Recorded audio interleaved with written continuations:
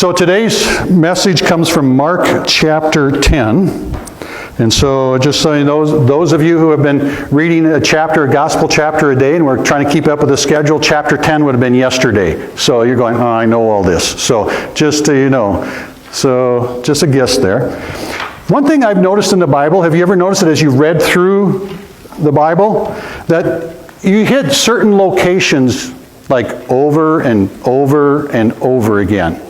So it's like a magnet. It keeps pulling you back, or like a bungee cord. You pull away and all of a sudden, boom, you're back to that location. Today, we're in the town of Jericho again. And just kind of wondering, letting you remember back from Old Testament, New Testament, what kind of things or what people or things like that took place in Jericho that you can remember? What are all things that happen in Jericho? People, places, things. Marching around the city. Marching around the city. Joshua and marching around it 7 times. And why did they do that? Because it was an amazing parade? The walls fell down. Yes, that's how God's way of getting into Jericho, destroying it. March around it and the walls fell. What else happens in Jericho?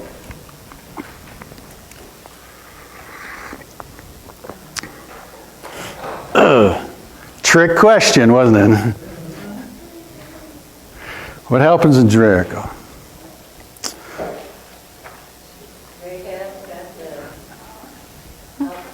Yes, Rahab. Yes, we have Rahab as out. Well, she didn't go out the window, but the spies went out the window, and of all the people in Jericho, they are all killed.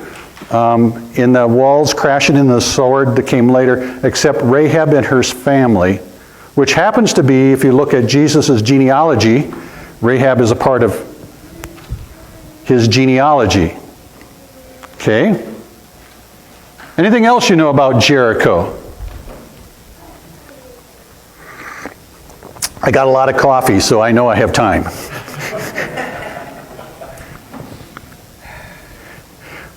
Plan. To a couple of obscure things in the Old Testament as well, is that when Jericho is destroyed, there is a curse put on Jericho, and said that anybody who tries to rebuild Jericho will cost them their firstborn child or firstborn son. And so later on somebody tries to build it, and their oldest son dies. The curse is also, there's another part of the curse, is that when the city is rebuilt, it will cost that person's youngest. And so a young son is lost. Anything else in Jericho? You ever heard of a man called Zacchaeus? Oh, yeah, I was just going to say that. Yeah. Zacchaeus. Coming in on the last day, got Zacchaeus as they were entering the city. Zacchaeus was a wee little man. A wee little man was he. Yes. And you got Zacchaeus there. And so, and Jesus said, I'm eating at your house today. Okay. Anybody else, anything else about Jericho? I know it's a testing challenge. You ever heard of the Good Samaritan?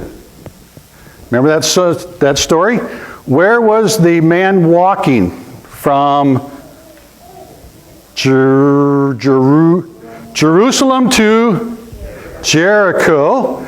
And he's got mugged somewhere in between.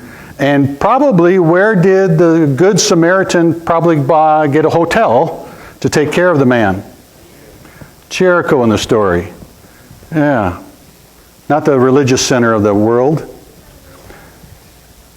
And we have a man named Bartimaeus, or Bartimaeus, that we are going to look at today. Bartimaeus is also in Jericho. In Luke, Jesus entering Jericho, he sees Zacchaeus. In Mark, it's as they're leaving the city, they see Bartimaeus, the blind man. So if you have Mark chapter 10. We're in Jericho, leaving the city, and this is the event that takes place. This is Jesus and the disciples. When they, Jesus and the disciples, came to Jericho, as Jesus and his disciples, together with a large crowd, were leaving the city, a blind man, Bartimaeus, that is the son of Timaeus, was sitting by the roadside begging. When he heard that it was Jesus of Nazareth, he began to shout, "Jesus, Son of David, have mercy on me." Many rebuked him and told him to be quiet, but he shouted all the more, "Son of David, have mercy on me." Jesus stopped and said, "Call him." So they called to the blind man, "Cheer up, on your feet, he's calling you." And throwing his cloak aside, he jumped to his feet and came to Jesus. "What do you want me to do for you?" Jesus asked him. The blind man said, "Rabbi, I want to see." "So, go," Jesus said. "Your faith has healed you." Immediately he received his sight and followed Jesus along the road. All right, quickly going to go through that. So, it's just some things about Bartimaeus and about going to Jericho. So, the first thing you're going to notice is that for Bartimaeus, I got to keep my eyes here, Jesus is worth more than this man's present condition. Jesus is worth more than this man's present condition. Can you imagine the scene here, what's being set up for us? So, we have a large crowd of people coming by, okay? So, I need some help. So, I need like the first 5 rows. 1, 2, 3, 4, 5, all the way to the Mayo clan. All right, so I need you all to come over here and stand over here. All right, there's a whole large crowd of you. So we have Bartimaeus, who is an amazing guy, who is sitting where? Where is he sitting? By the roadside. By the roadside, leaving what city? Jericho. And if you're leaving Jericho, where are you going? Because there's only one way here. Jerusalem. This is an amazing spot. I just want you to know this is like location, location, location. Because the reason they're going all up to Jerusalem is for this festival of Passover. So that is one of 3 festivals that everybody is supposed to go to Jerusalem to celebrate. So Passover is their release from Egypt, from slaves to free people. So everybody is coming to Jerusalem. You got to get this picture. And so everybody's going there. On the east side, Jericho is just before Jerusalem. So everybody comes, the highway comes through Jericho.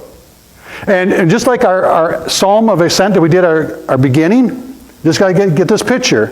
When you come out of Jericho and you're coming on this plain and you look up and you see Jerusalem, there is something that starts to well in you. It's like, we're making it. This is the city of God. This is a special place. This God has brought us through it. And all of a sudden there's an excitement. It's like Christmas Eve. Okay, this is good. And you can see the tree all covered with presents. All right? And so here is all these people coming to Jerusalem. They're excited about what's going on. There's probably generosity because they got to bring a lamb, they got to bring an offering. They're going to celebrate what God has done. And because God has done great things, you kind of want to continue doing that, right? Yeah, you want to do that. So location, location, location. Bartimaeus is sitting where? Side of the road. Outside of Jerusalem, perfect location. Are people generous at Christmas and Thanksgiving? Oh yeah. Are people generous during the festivals like Passover coming up to Jerusalem? Oh yeah. He has a sweet spot and a sweet profession. Except what? He's blind. And he's stuck in Jericho. So the crowd is coming by. Okay, crowd, you can come on by. So, maybe before, what's he asking for? He's asking for what? Is he asking for food? Is he asking for clothing? He's asking for money. He's asking for straight cash. I'm asking for cash.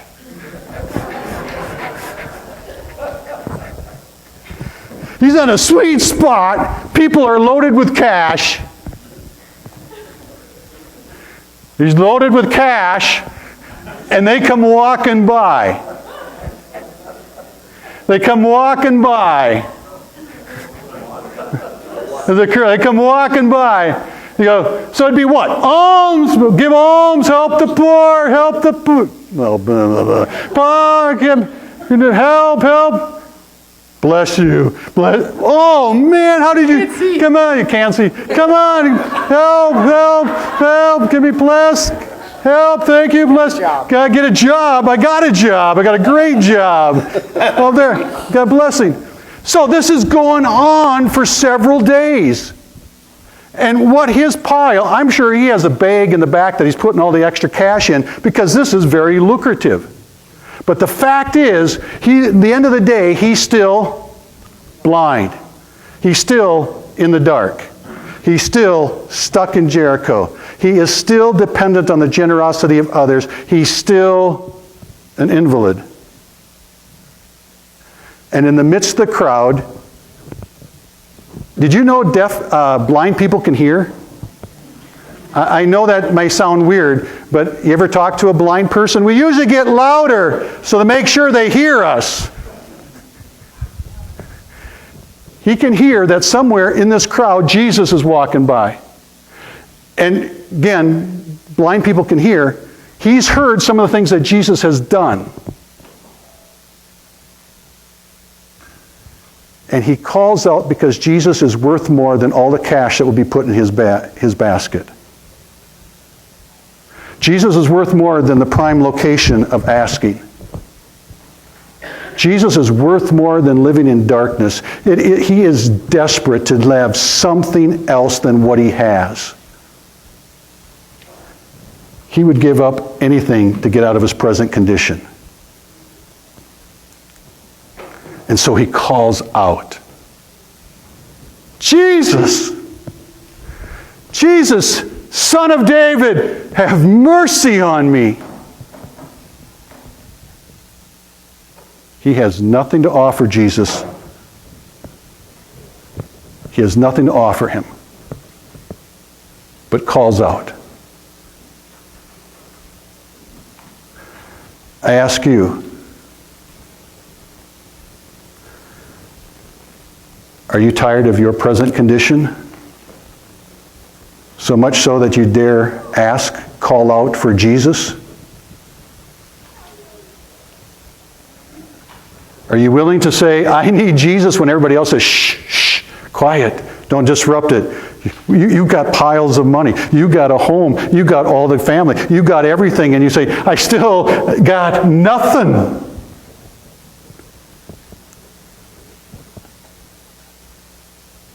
Jesus offers more than your present condition.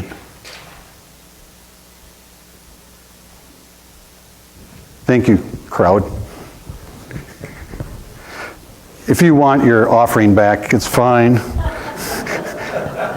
You took yours back, so you don't get any of this. You couldn't see it. So Yeah, that's right. you know.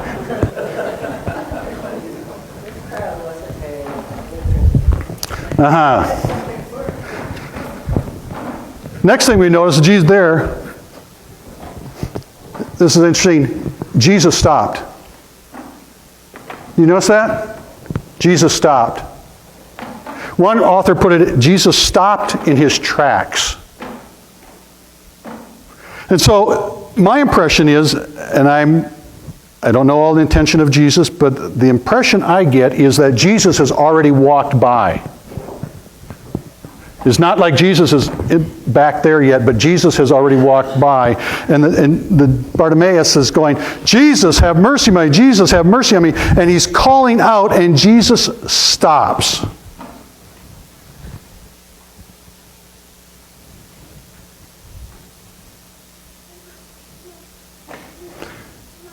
Do you know that Jesus stops for those who call out to him?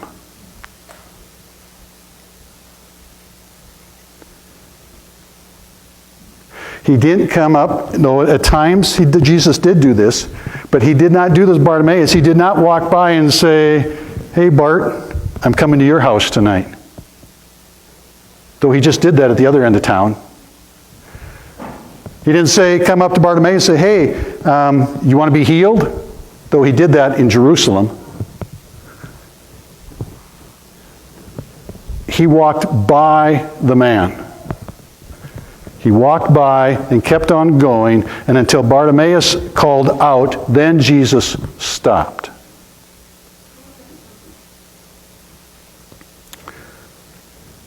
Another hard question. Do you call out to Jesus? Will you call out to Jesus, or do you expect him to stop by you and say, I'm here? There's something significant about calling out to Jesus and Jesus stopping.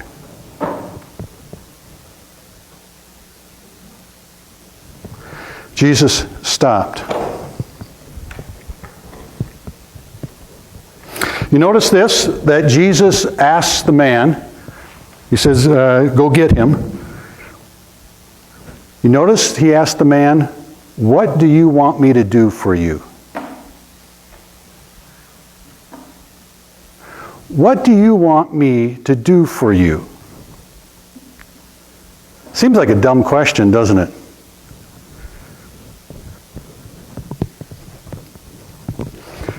That same question was asked at the beginning of town.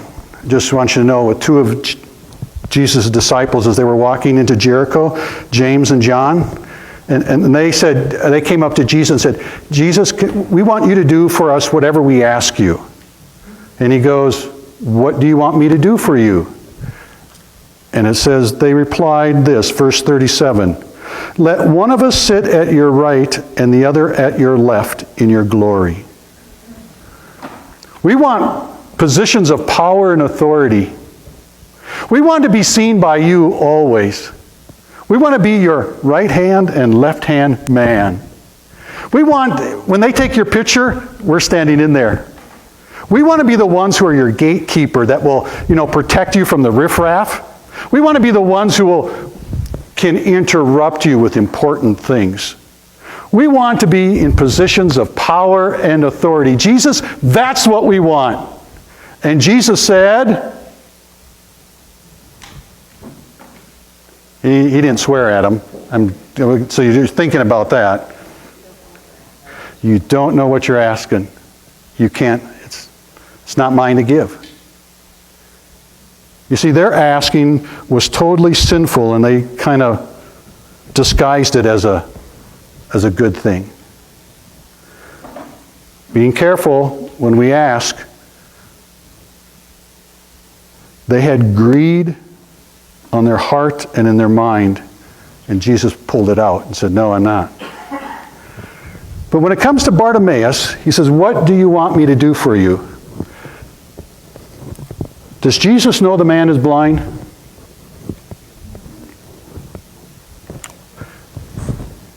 Then why does he ask him?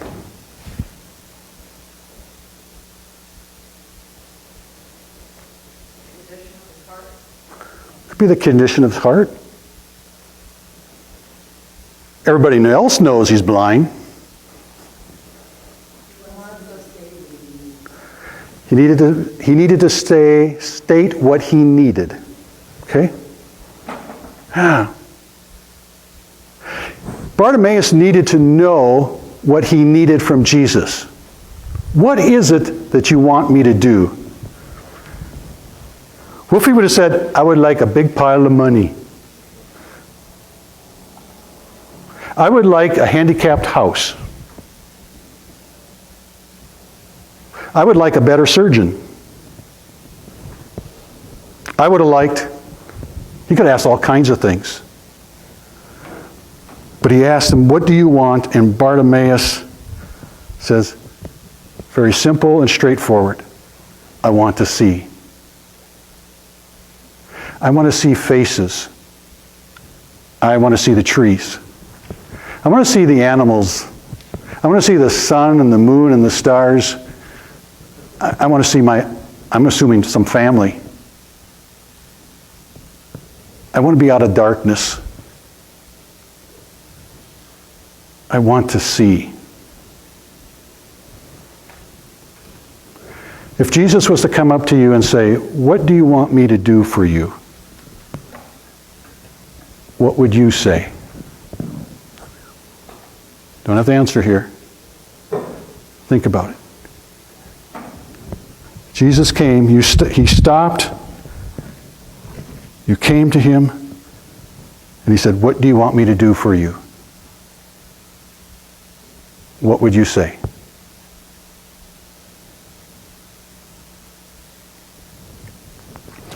The last thing I notice in this story is this. Most people stop at the healing. He can see, but it is his changed life that is what's marked off.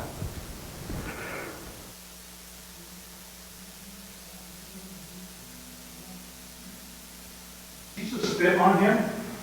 Because sometimes he spit and touched him, and they spit on him. Did he make mud and put on his eyes? Did he tell him, what did he tell him to do? Go. Just go. He just said, go. And your faith has made you well. Now, I'm going to kibosh something here that says that all healing has to do with faith. That is part of the evil one's manipulating of what God can or cannot do. There are about 50% of the miracles in which Jesus will say, your faith has made you well. And there's about 50% of them that say that they had no faith whatsoever and they were healed. Faith is not the determiner of healing. Jesus is. By faith we get to see where it comes from, but it's not the determiner of healing. He said, your faith has made you well. His eyes are opened. And what does he do? What does he do? And maybe you said it, and I'm just deaf. He followed Jesus. That is one of the unique things. I think the only other person where it says that a healing took place and they start following is the man who is demon-possessed when he goes across the lake and says, I want to follow you. And Jesus says, no, you stay here. The vast majority get healed and, whoa, whoa, I'm healed, whoa, and go live life. That really hurt doing that. Just want you to know. That's right. Instead, he followed. And if we follow the rest of the story, where's Jesus going? Jerusalem to the cross. And he walks with Jesus to the cross. Which in the book of Mark is this. The challenge is this. When Jesus does an amazing work in your life, the anticipation is that you will follow him wherever that goes. It's called discipleship. When Jesus does amazing work, you follow him wherever he goes.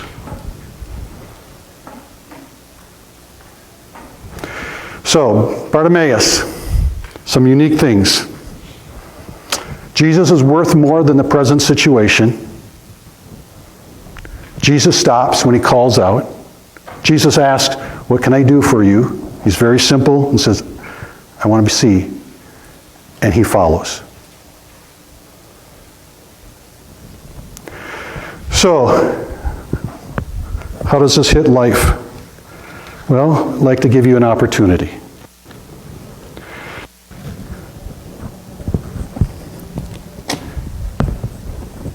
I'm not Jesus, and a couple other people are going to be up here are not Jesus either. We're just people. But if you could come and walk up to Jesus and say, and be asked, what do you want me to do for you? What would you say? What do you want Jesus to do in your life? What if you were to come up to somebody and say, and they asked you, what would you want Jesus to do in your life? What would you say? And can we say, let's ask together? And say, Jesus, this is what so-and-so would like.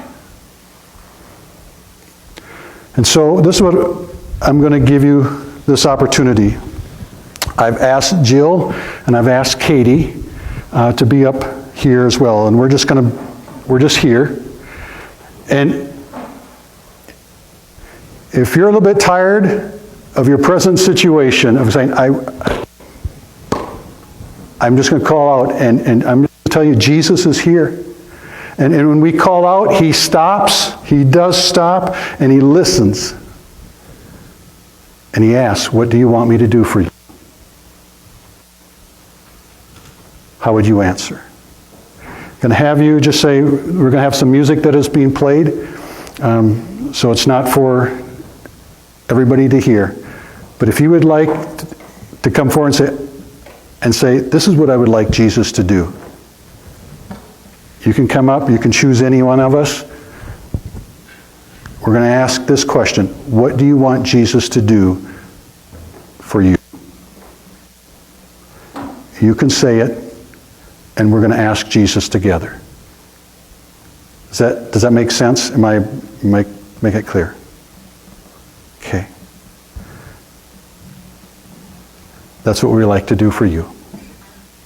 So, if you'd want to do that, you're welcome to come up front, and the team will be playing music as we go on. All right.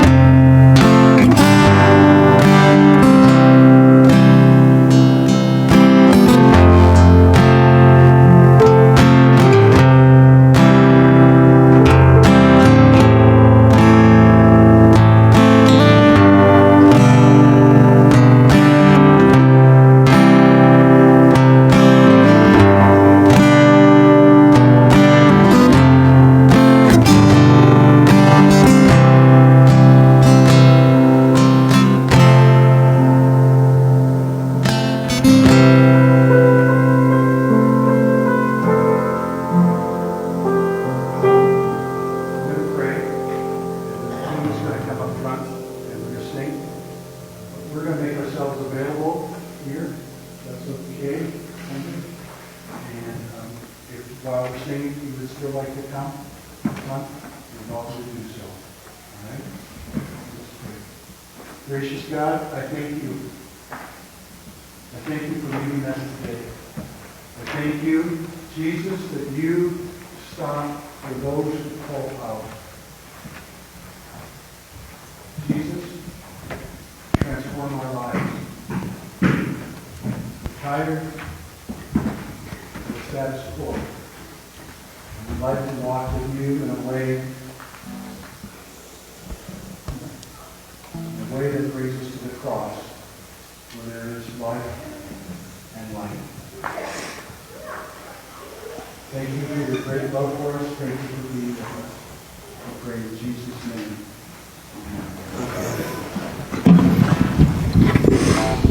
We're going to be up front, if you'd like. Let us stand.